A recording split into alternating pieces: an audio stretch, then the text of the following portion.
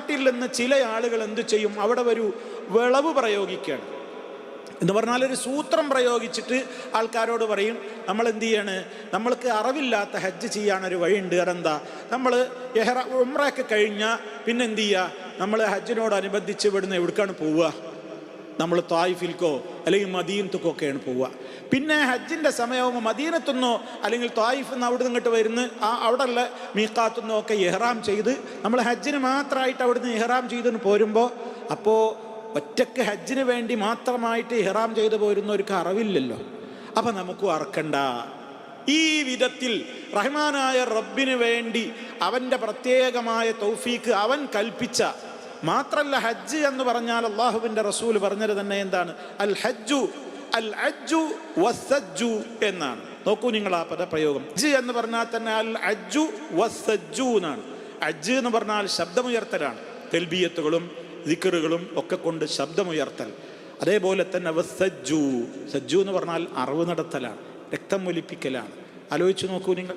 അപ്പോൾ ഈ ഒരു വിധത്തിലുള്ള ഒരു സംവിധാനം അള്ളാഹു അത് ഏർപ്പെടുത്തി തന്നു. അത് ദുൽഹജ്ജ് 10-നാണ്, മുടി നീക്കിയതിൻ്റെ ശേഷമാണ് അതിൻ്റെ സമയം എന്നൊക്കെ, അതിൻ്റെ സമയങ്ങളൊക്കെ ഉണ്ട്. ഞാൻ അതിലേക്ക് പ്രവേശിക്കുന്നില്ല. ഞാനിവിടെ സൂചിപ്പിക്കാൻ ഉദ്ദേശിക്കുന്നത്, പ്രിയമുള്ളവരെ, ആ ഒരു ദിർഹം റിയാല്, അത്രയും ഒരു രൂപ ലാഭമാക്കി കരുതാൻ വേണ്ടിയിട്ട് ഈ രൂപത്തിലുള്ള സൂത്രപ്രയോഗങ്ങൾ നടത്തുന്ന സമ്പ്രദായം, സഹോദരങ്ങളെ, നമ്മളതിൽ കുടുങ്ങിപ്പോകരുത്. വാസ്തവത്തിൽ അത്തരം ഹാജിമാർ ചതിക്കപ്പെടുകയാണ് എന്ന് മനസ്സിലാക്കണം. ഈ കണ്ട കാശൊക്കെ ചെലവഴിക്കുന്നതിലപ്പുറമാണോ ഇങ്ങനെ നമുക്ക്? അതേ അവസരത്തിൽ പണ്ഡിതന്മാർ ഒരു കാര്യം പറഞ്ഞു. എന്ത്, ഒരാൾ ഹജ്ജിൻ്റെ മാസത്തിൽ തന്നെ, ഇപ്പോൾ ഷവ്വാലിൽ പോയി, ഷവ്വാൽ മുതൽക്ക് ഹജ്ജിൻ്റെ മാസം തുടങ്ങുകയാണല്ലോ, ഷവ്വാലിൽ ഒരാൾ പോയി ഉംറ നിർവഹിച്ചു. ഉംറ നിർവഹിച്ചിട്ട് അയാൾ പിന്നെ എന്ത് ചെയ്യണം, അയാളെ നാട്ടിലേക്ക് മടങ്ങിപ്പോരാണ്. അയാളുടെ നാട്ടിലേക്കാണ് മടങ്ങുന്നത്, അയാൾ താമസിക്കുന്ന സ്ഥലത്തേക്കാണ് മടങ്ങുന്നത്.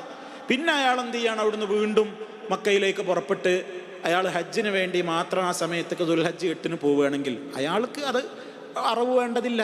ഇവരാ മസലയിലേക്ക് അഭിനയിക്കുകയാണ്.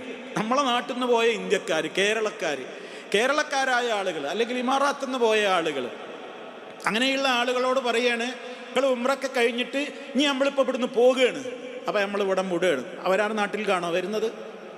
അവരാരുടെ നാട്ടിലേക്കാണോ വരുന്നത്? അവരവരുടെ നാടുകളിലേക്കാണോ മടങ്ങുന്നത്? അല്ല. ഇതിൽ നിന്ന് രക്ഷപ്പെടാൻ വേണ്ടിയിട്ട് പിന്നെ ഒരു തായിഫിൽക്കൊന്ന് പോകുക, അല്ലെങ്കിൽ മദീനത്തേക്കൊരു പോക്ക്. ഈ ഉദ്ദേശാർത്ഥമുള്ള ഈ സമ്പ്രദായം, സഹോദരങ്ങളെ, അതിൽ കുടുങ്ങിപ്പോകേണ്ടതില്ല. അതിൽ വഞ്ചിതരാവരുത് എന്നാണ് ഓർമ്മപ്പെടുത്തുവാനുള്ളത്.